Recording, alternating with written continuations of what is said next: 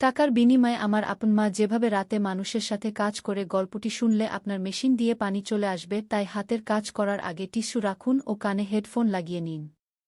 শীতের সন্ধ্যায় বাড়িটা নিস্তব্ধ হয়ে আসে। জানালার বাইরে বাতাসে দুলছে পুরনো ঝুলন্ত বাতিগুলো। সেগুলোর মৃদু আলো পুরো বাড়িটাকে এক রোমান্টিক পরিবেশে ভরিয়ে তুলেছে। আমার মায়ের গা থেকে ভেসে আসা মৃদু সুগন্ধি আমার মনে প্রশান্তি এনে দেয়, কিন্তু সাথে সাথে এক অজানা অস্থিরতা বাড়িয়ে তোলে। মা রিনি একজন সুন্দরী এবং রহস্যময়ী নারী। তার লম্বা চুল, হাসি আর চোখের গভীরতা যেন সবকিছু বলে দেয়া। তিনি আমাদের জন্য সব করেন, কিন্তু তার রাতের কাজ নিয়ে আমার মনে অনেক প্রশ্ন। মা প্রতিদিন রাত 10টার পর বাড়ি থেকে বের হন এবং ভোরের দিকে বাড়ি ফিরে আসেন। ছোটবেলা থেকে আমি দেখে আসছি, কিন্তু বড় হওয়ার পর সেই দৃশ্যগুলোকে আর স্বাভাবিক মনে হয় না। একদিন মাকে আমি থামিয়ে বললাম, মা, তুমি এত রাতে কোথায় যাও? তোমার কোনো বিপদ হবে না তো? মা একটু হেসে আমার গালে হাত বুলিয়ে বললেন, তোর চিন্তার কোনো কারণ নেই, আরাফ। আমি ভালো আছি। তার মুখে সেই স্নিগ্ধ হাসি, কিন্তু তার চোখের মধ্যে এক অদ্ভুত জটিলতা ছিল যা আমি ধরতে পারছিলাম না। আমার বন্ধুদের কথা মনে পড়ে গেল। তারা প্রায় বলত, তোর মা কেন এত রাতে বের হয়? কিছু কি লুকাচ্ছে? তাদের কথাগুলো আমার মনের মধ্যে এক একটা সন্দেহ বুনতে শুরু করে। একদিন এক বন্ধু বলল, আরাফ, তোর মাকে আমি রাত 2টোর দিকে একটা পুরনো বিল্ডিংয়ের সামনে দাঁড়িয়ে থাকতে দেখেছি। একা। সেই রাতের পর থেকে আমি মায়ের পিছু নিতে শুরু করি। তার বের হওয়ার সময় আমি তার পেছনে পেছনে সড়ক ধরে হাঁটতে থাকি। শীতের ঠান্ডা বাতাস এবং শহরের নিঃশব্দ রাত, সবকিছু যেন আমাকে আরও বেশি টেনে নিচ্ছিল অজানা জটিলতার দিকে। মা যে পথ ধরে চলেন সেটি অনেক পুরনো এবং নির্জন। গলির মোড়ে এসে তিনি একটি কফি শপের পাশে দাঁড়ালেন, আর আমি লুকিয়ে দেখছিলাম। হঠাৎ মায়ের মুখে অদ্ভুত এক উদ্বেগ ফুটে উঠল। আমি লক্ষ্য করলাম তার পেছনে একটি কালো রঙের গাড়ি ধীরে ধীরে এগিয়ে আসছে। মায়ের হাতের মোবাইল ফোনটা বারবার বাজছিল, কিন্তু তিনি ফোনটা ধরছিলেন না। আমি ছায়ার আড়াল থেকে সব দেখছিলাম। সেই মুহূর্তে মনে হলো মাকে কিছু বলতে যাব, কিন্তু গাড়ির ভিতর থেকে একজন অপরিচিত লোক নেমে এলো। লোকটি মায়ের দিকে এগিয়ে গেল এবং তারা কি যেন কথা বলতে লাগল। আমি কিছুই শুনতে পাচ্ছিলাম না, কিন্তু তার ভঙ্গিমা দেখে মনে হচ্ছিল কথাগুলো খুব জরুরি এবং তীব্র। মা অস্থির চোখে এদিক সেদিক তাকাচ্ছিলেন। লোকটি হাত বাড়িয়ে মায়ের হাত ধরে কিছু একটা দেওয়ার চেষ্টা করল, আর মা যেন একটু দ্বিধায় পড়ে গেলেন। এই দৃশ্য দেখে আমার ভেতর অস্বস্তি বাড়তে থাকল। কিন্তু ঠিক তখনই মা হঠাৎ পেছন ফিরে চলে গেলেন। আমি তার পিছু নিলাম। এবার তিনি আরও দ্রুত হাঁটতে লাগলেন, যেন কিছু থেকে পালানোর চেষ্টা করছেন। মা পুরনো একটি ভবনের দিকে চলে গেলেন, যা পরিত্যক্ত এবং অন্ধকারাচ্ছন্ন। ভিতরে প্রবেশের পর আমি বুঝতে পারলাম এখানে তার কাজের আসল রহস্য লুকানো আছে। চারপাশে ছায়া ছায়া অবস্থা, কিন্তু মায়ের প্রতিটি পদক্ষেপে কিছু একটা খুঁজে পাওয়ার ইঙ্গিত। তিনি কিছু একটা খুঁজছিলেন। আমি দূরে দাঁড়িয়েছিলাম।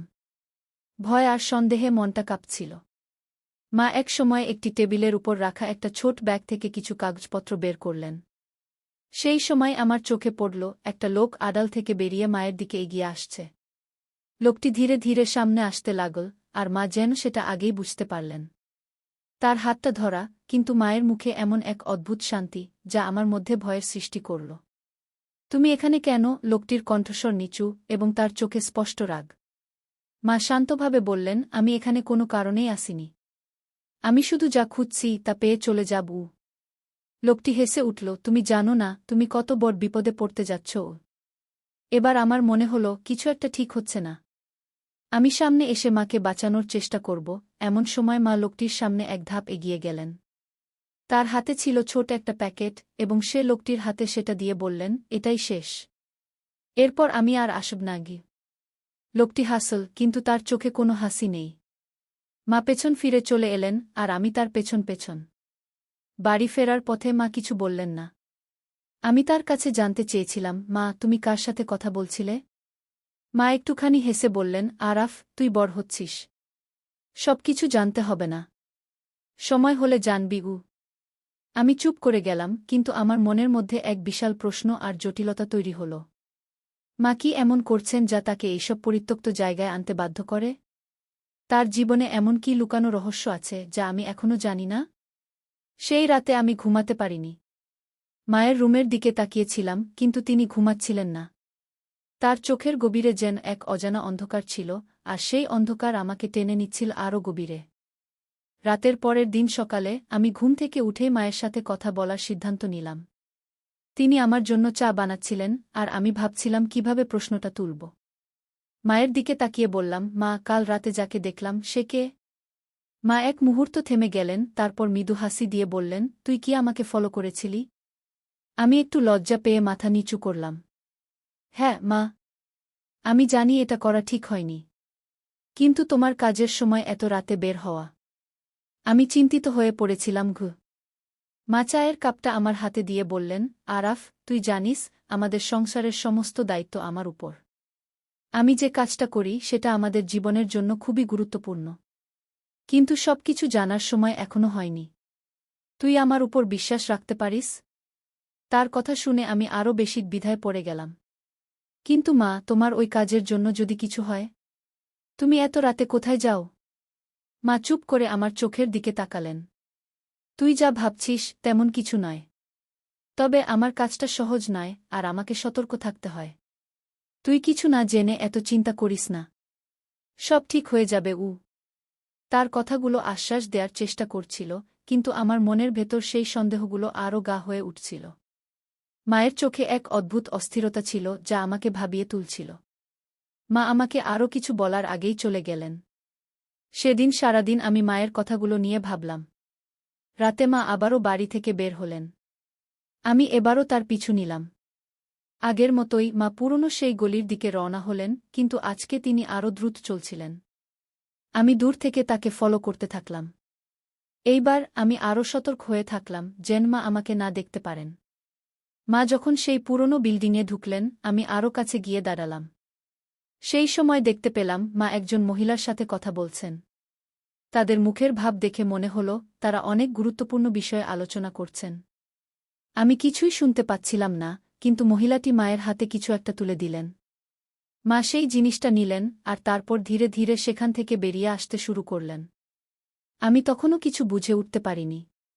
আমার মনে সন্দেহ বাড়ছিল, কিন্তু আমি তখনও বুঝতে পারছিলাম না মায়ের কাজটা আসলে কি। একসময় আমি মায়ের পিছু নিয়ে যখন বাড়ির দিকে রওনা দিলাম, মায়ের হাতে ধরা প্যাকেটটা আমার নজরে এল। সেটা একটা ছোট ধাতব বাক্সের মতো, যার গায়ে অদ্ভুত চিহ্ন আঁকা। বাড়িতে ফিরে এসে মা সেই বাক্সটা তার রুমে রেখে দিলেন। সেদিন রাতে আমি ঘুমাতে পারলাম না। মায়ের রুমের বাইরে দাঁড়িয়ে শুনতে পেলাম তিনি কারো সাথে কথা বলছেন। তার কণ্ঠস্বরে উদ্বেগ ছিল। তিনি বলছিলেন, আমি আর বেশিদিন লুকিয়ে রাখতে পারব না। আরাফের সন্দেহ বাড়ছে। আমাদের কিছু একটা করতে হবে। আমার শির দ্বারা বেয়ে ঠান্ডা স্রোত বইতে লাগল। মা আমার সম্পর্কে কি বলছেন? আমি তার উপর নজর রাখছি সেটা তিনি জানেন। কিন্তু কি এমন লুকাচ্ছেন তিনি যা আমাকে বলার সাহস পাচ্ছেন না? পরের দিন সকালে আমি মায়ের কাছে গিয়ে জানতে চাইলাম, মা, তোমার রুমে রাখা ওই ধাতব বাক্সটা কি? মা একটু চমকে গেলেন। তিনি কিছুক্ষণ আমার মুখের দিকে তাকিয়ে রইলেন। তারপর মৃদু হেসে বললেন, ওটা তোর জন্য একটা উপহার। কিন্তু এখনই খোলার সময় হয়নি। কিন্তু মা, তুমি কিছু লুকাচ্ছ, আমি দৃঢ়ভাবে বললাম।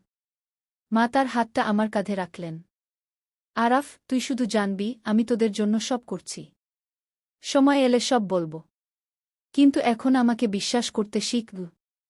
আমি চুপ করে গেলাম। তার চোখে ছিল এক ধরনের স্নেহ, কিন্তু তার ভেতরে লুকানো ছিল গভীর কিছু, যা আমার জানা উচিত ছিল। সেই রাতে আমি আবারও তার পিছু নিলাম। এবার আমি পুরোপুরি প্রস্তুত ছিলাম মায়ের আসল রহস্য জানার জন্য। পথে মাকে আমি দেখলাম, তিনি কাঁধে সেই ধাতব বাক্সটা নিয়ে রওনা দিয়েছেন। আজকের রাতেই আমি জানতে পারব মায়ের জীবনের রহস্য। সেদিন রাতে আমি ধীরে ধীরে মায়ের পিছু নিলাম। তার হাতে ধাতব বাক্সটা দেখছিলাম, আর আমার মনের মধ্যে নানা ধরনের প্রশ্ন ঘুরছিল। মায়ের আসল উদ্দেশ্য কি? তিনি কি এমন কাজ করছেন যা আমাকে বলছেন না? গলির মধ্যে ঢুকে মা এবার অন্য পথ ধরলেন। আমি দেখলাম তিনি আরও দূরে শহরের পুরনো এলাকায় যাচ্ছেন। জায়গাটা বেশ অন্ধকার আর ভৌতিক ছিল, চারপাশে পুরনো বাড়ি আর ভাঙাচোরা দেওয়াল। আমি নিজেকে লুকিয়ে মাকে অনুসরণ করতে লাগলাম।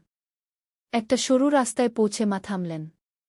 আমি লুকিয়ে থাকলেও দেখতে পেলাম মা সেই ধাতব বাক্সটা খুললেন, আর তার ভেতর থেকে একটা ছোট পেপার বের করলেন। কাগজের উপর অদ্ভুত চিহ্ন আঁকা ছিল যা আমি আগে কখনো দেখিনি। মা সেই কাগজটা নিয়ে বাড়ির ভাঙা দেয়ালের সামনে দাঁড়িয়ে কিছু বলছিলেন। আমি কিছু শুনতে পাচ্ছিলাম না, কিন্তু তার মুখে দুশ্চিন্তা স্পষ্ট ছিল। হঠাৎ করেই দেয়ালের ফাটল থেকে এক ধরনের আলোর ঝলকানি বের হতে শুরু করল। আমি হতবাক হয়ে তাকিয়ে রইলাম। সেই দেয়ালের ভেতর থেকে যেন এক ধরনের পথ বেরিয়ে আসছিল। মা আলোর সামনে দাঁড়িয়ে তার হাতে ধরা কাগজটা উপরে তুলে ধরলেন। কাগজটা ঝলমল করতে লাগল, আর আমি দেখতে পেলাম তার গায়ের অদ্ভুত চিহ্নগুলো জ্বলে উঠছে। মা আস্তে আস্তে সেই পথে ঢুকে গেলেন। আমার মনে তখন হাজারো প্রশ্ন ঘুরছিল। আমি এতদিন জানতাম মা শুধু আমাদের সংসারের খরচ চালানোর জন্য কঠোর পরিশ্রম করেন। কিন্তু এইসব রহস্যময় চিহ্ন আর আলোর পথ, এগুলো কিসের ইঙ্গিত দিচ্ছে? আমি ভয়ে ভয়ে সেই আলোর পথের দিকে পা বাড়ালাম। মাকে না দেখে এখন আর অপেক্ষা করতে পারছিলাম না। দেওয়ালের পথ ধরে একটু এগোতেই একটা গুহার মতো জায়গা চোখে পড়ল। ভেতরে আলো কম ছিল, কিন্তু কেমন একটা উষ্ণতা অনুভব করলাম। হঠাৎ আমি মাকে দেখলাম, তিনি এক অদ্ভুত প্রতিমার সামনে দাঁড়িয়ে। মূর্তিটা ছিল মানুষের মতো, কিন্তু তার হাতে ছিল একটা তলোয়ার। মায়ের চোখে অদ্ভুত এক দৃঢ়তা ছিল, তিনি মনে হচ্ছিল প্রতিমার সাথে কথা বলছেন। আমি আরও কাছে এগিয়ে গেলাম। মায়ের মুখ থেকে কিছু কথা কানে এলো, এবার সময় হয়েছে। আমার পরিবারকে বাঁচাতে আমাকে যা করতে হবে তা করব। কিন্তু সে আমাকে বিশ্বাস করবে কি না জানি না গি। আমার মন উথালপাথাল হতে লাগল। মা আসলে কি করতে যাচ্ছেন? আর তার পরিবারকে কি বিপদে পড়তে হয়েছে? ঠিক তখনই মা আমার দিকে তাকালেন। আমার লুকিয়ে থাকা ধরা পড়ল। মায়ের চোখে প্রথমে বিস্ময়, তারপর ক্রোধ ফুটে উঠল।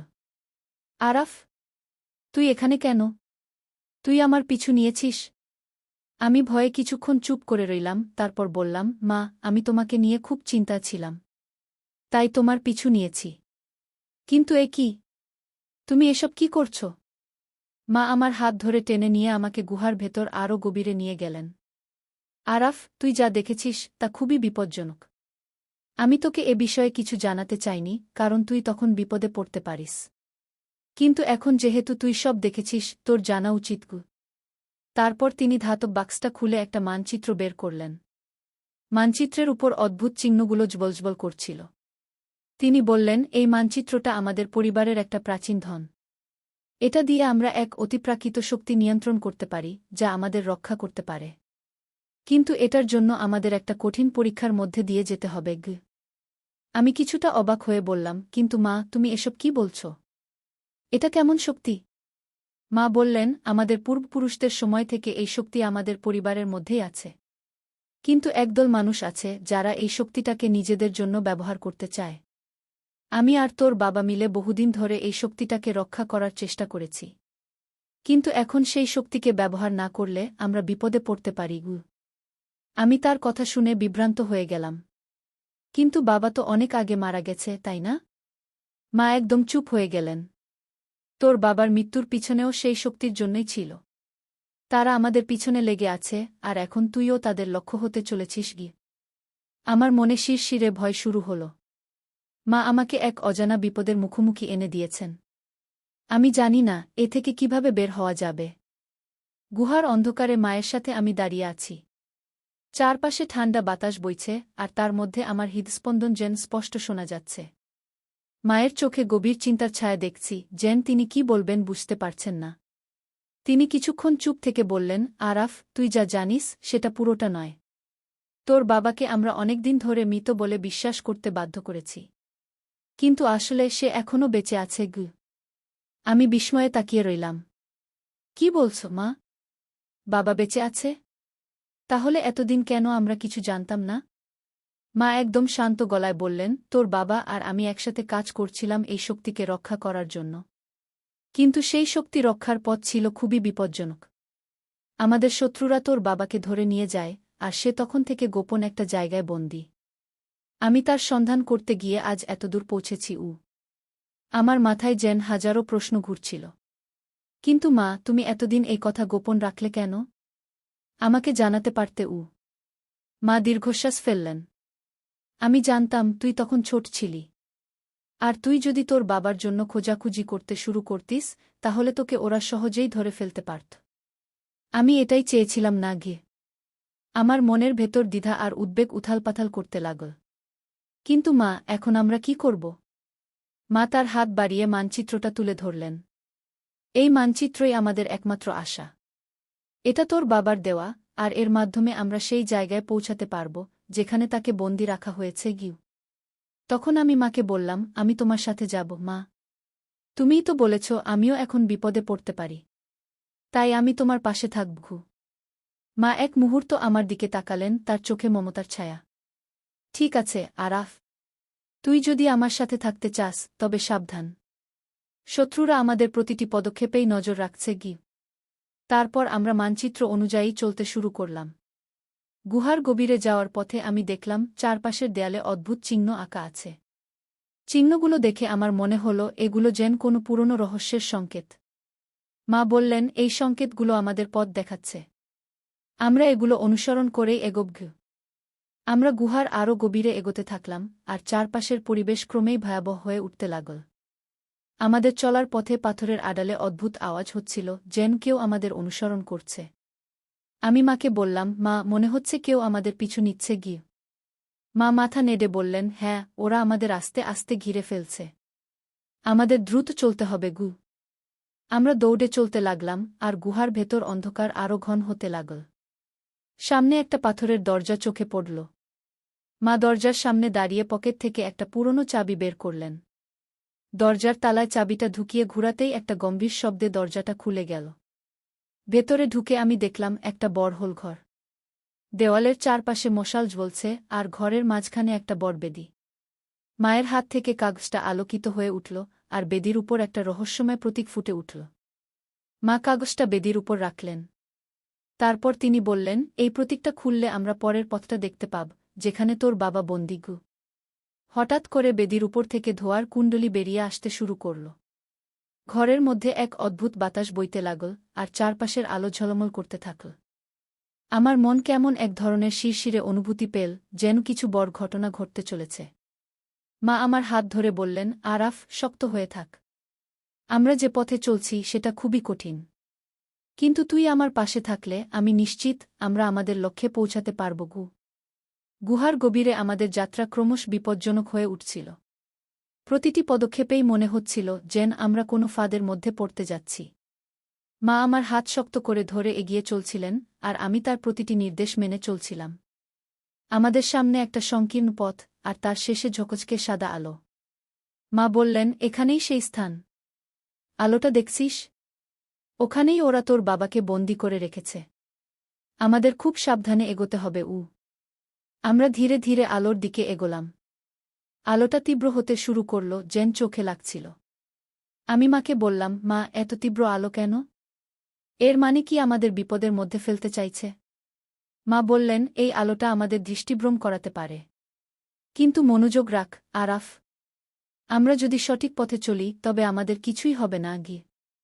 আমরা আলোর মধ্য দিয়ে পা বাড়ালাম, আর হঠাৎ করেই চারপাশের সবকিছু কেমন অদৃশ্য হয়ে গেল।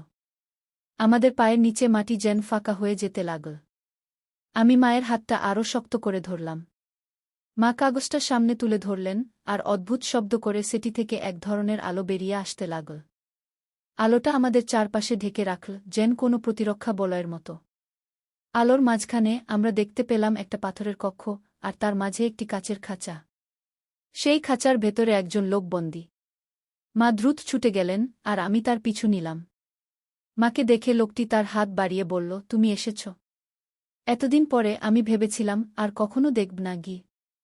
মা কান্নাজড়িত কণ্ঠে বললেন, হ্যাঁ, আমি এসেছি। কিন্তু তোরাও আমার আর আরাফের পিছু নিয়েছ, আমি তা জানি গু। মায়ের কথায় আমি কিছুটা অবাক হলাম। মা, তুমি কি বলছ? মা তখন বললেন, তুই এখনও জানিস না আরাফ। তোর বাবা আর আমরা শুধু একজন দম্পতি নই, আমরা এই শক্তির রক্ষক। এই শক্তি যা আমাদের রক্ষা করে এবং যা আমাদের এই পথের নির্দেশ দেয়া, সেটার পিছনে অনেক শক্তি এবং শত্রু আছে গি। ঠিক তখন ঘরের চারপাশে ধোঁয়া জমতে শুরু করল। আমরা দেখলাম ধোঁয়ার মধ্যে থেকে ছায়ামূর্তি বেরিয়ে আসছে। মা আমাকে বললেন, এই ছায়ারা আমাদের পথ রুদ্ধ করবে। তুই আমার পাশে থাকিস, আর আমাদের শক্তি এক করে এগোব গু। আমি মায়ের হাত ধরে শক্ত করে দাঁড়ালাম। মা তার পকেট থেকে আরেকটা ছোট দণ্ড বের করলেন, যেটা থেকে ঝলমলে আলোর রশ্মি বের হতে লাগল। আমি বিস্মিত হয়ে মাকে দেখলাম, এটা কি মা? মা বললেন, এটা আমাদের পূর্বপুরুষদের দেওয়া একটি অস্ত্র। এর সাহায্যে আমরা এই ছায়াদের মোকাবিলা করতে পারব। আমরা আলোর রশ্মি দিয়ে ছায়াদের দূরে সরানোর চেষ্টা করছিলাম। একের পর এক ছায়া আমাদের আক্রমণ করতে আসছিল, আর মা তাদের প্রতিহত করে আমাদের সামনে পথ খুলছিলেন। আমাদের এক মুহূর্তও দেরি করা চলবে না, কারণ প্রতিটি পলেই আমাদের জীবন ঝুঁকির মুখে ছিল। আমরা ধীরে ধীরে খাঁচার কাছে পৌঁছালাম। মা দ্রুত খাঁচার তালা খোলার চেষ্টা করছিলেন।